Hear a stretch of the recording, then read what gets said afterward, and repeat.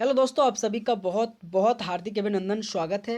SSC CGL tier 2 दोस्तों, आज जो कि 18 जनवरी के पहले शिफ्ट में जितने भी क्वेश्चन दोस्तों पूछा गया था, आइए दोस्तों मुझे जितना भी क्वेश्चन मिल पाया दोस्तों आप सभी के बीच चर्चा करने वाले हैं। यकीनन दोस्तों 18 तारीख, 19 तारीख और 20 तारीख ये 3 दिन में आपके एसएससी सीजीएल टीयर 2 का एग्ज़ाम होने वाला है। तो दोस्तों आइए टाइम को वेस्ट ना करते हुए पहला क्वेश्चन देखते हैं आज के आपके एग्जाम में किस तरीके से देखने को मिला। अगर मैं पहला क्वेश्चन की बात करूं दोस्तों, तो जो आपके जनगणना से आया था कि साल 2011 की जनगणना के मुताबिक भारत की जो जनसंख्या में दशकीय वृद्धि कितना रहा था, तो बेसिकली इस क्वेश्चन का आंसर आ जाएगा 17.7% आपके 2011 जनगणना के अनुसार जनसंख्या में दशकीय वृद्धि रहा था।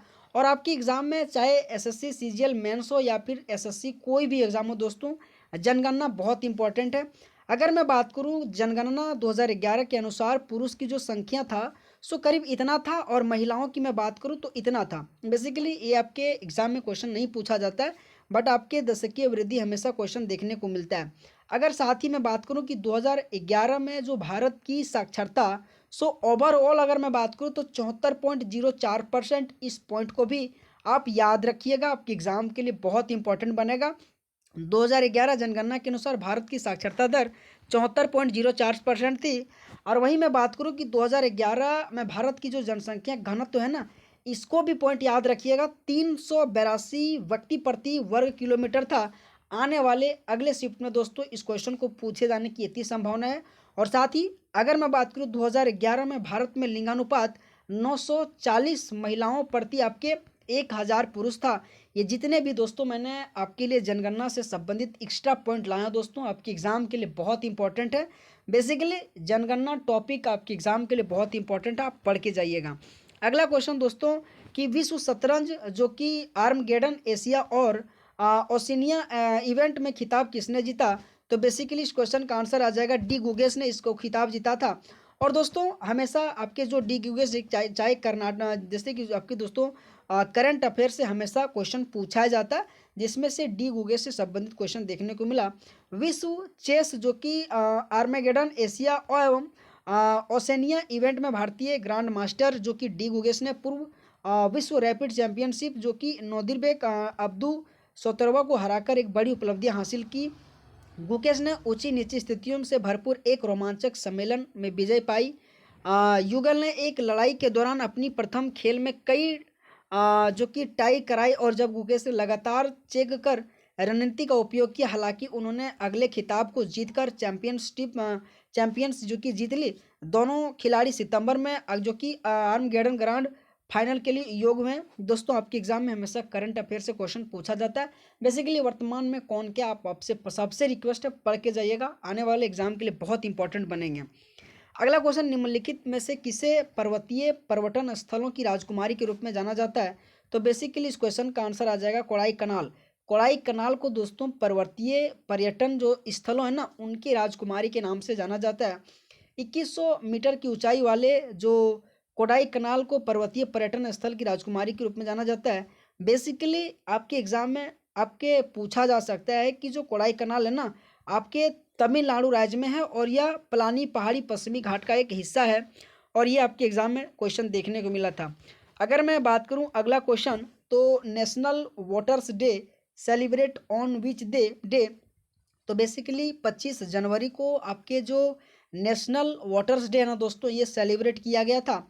साथ ही दोस्तों आपके एग्जाम में हमेशा क्वेश्चन पूछा जा सकता है कि 17 जो सितंबर है ना दोस्तों, विश्व पर्यावरण दिवस, ये भी आपको याद रखना, आपके एग्जाम के लिए इंपॉर्टेंट बनेगा। National waters day is celebrated in India on यानी कि जनवरी 25। दोस्तों ये आपके बीच में क्वेश्चन देखने को मिला था। और दोस्तों और अगर मैं बात करूं अगले जो कि क्वेश्चन पूछे जाने की, तो एक क्वेश्चन लिखा था कि जो बंदी जीवन है ना किसके द्वारा लिखा गया था, तो बेसिकली सचिंद्र नाथ सन्याल के द्वारा बंदी जीवन जो पुस्तक है लिखा गया था। अगर दोस्तों मैं अन्य पुस्तक की बात करूं, तो पाथेर दबी जो उनके उपन्यास की मैं बात करूं, तो शरद चंद्र चट्टोपाध्याय के द्वारा पाथेर दबी उपन्यास को लिखा गया था, जो आपके एसएससी सीजीएल के लिए बहुत इंपॉर्टेंट बनेगा।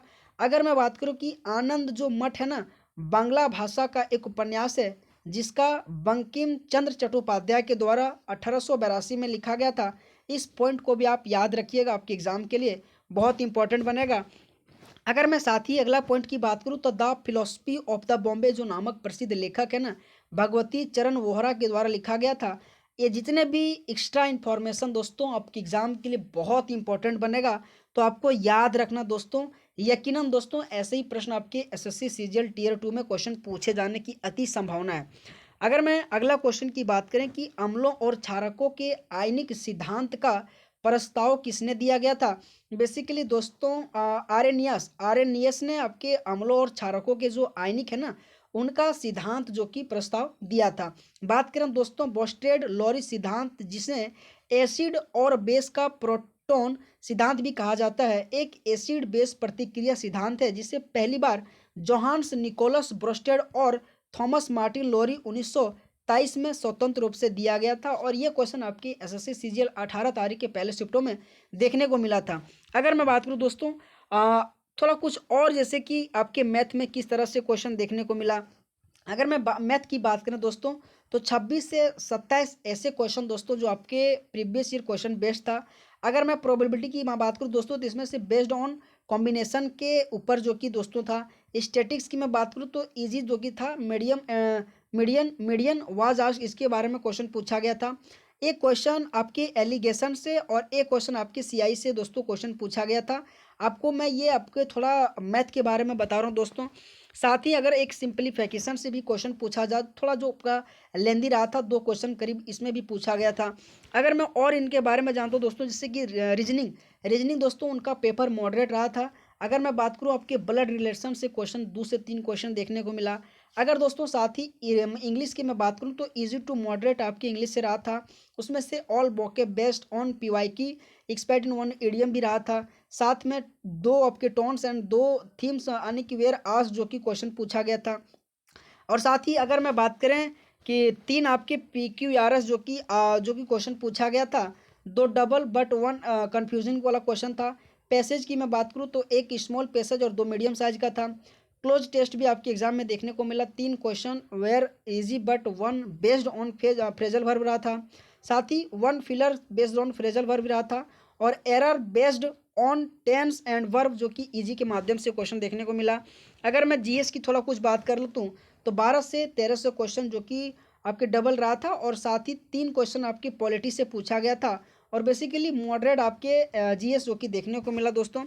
और अगर और इनके बारे में कुछ जानता तो 2 क्वेश्चन आपके जियोग्राफी से पूछा गया, 4 क्वेश्चन हिस्ट्री से और 2 से 2 क्वेश्चन आपके फिजिक्स और बायोलॉजी से दोस्तों, और आपके केमिस्ट्री से एक भी क्वेश्चन नहीं पूछा गया। अगर और इनके बारे में जानता दोस्तों तो 3 क्वेश्चन आपके करंट से रहा था, 1 क्वेश्चन आपकी इकोनॉमिक से रहा था। और दोस्तों थोड़ा और इनके बारे में जानता हूँ कि which American president is considered the father of the American nation, तो इसका आंसर आ जाएगा जॉर्ज यानी कि वाशिंगटन आ जाएगा। और आपके एसएससी सीजीएल टीयर 2 के आज के क्वेश्चन में देखने को मिला था दोस्तों। और आप इसको आराम से देख लीजिएगा कि the title father of American nation is often attributed to George Washington who served at the first president of the United State from यानी कि 1789 लेकर 1797। तो दोस्तों आज के जितने भी क्वेश्चन देखने को मिला दोस्तों मैंने आप सभी के बीच लाया। दोस्तों अगर आपको क्लास अच्छा लगा तो आप सबसे रिक्वेस्ट है दोस्तों लाइक करना, सब्सक्राइब करना। आप सबका दोस्तों बहुत बहुत धन्यवाद। थैंक यू सो मच आप सभी का।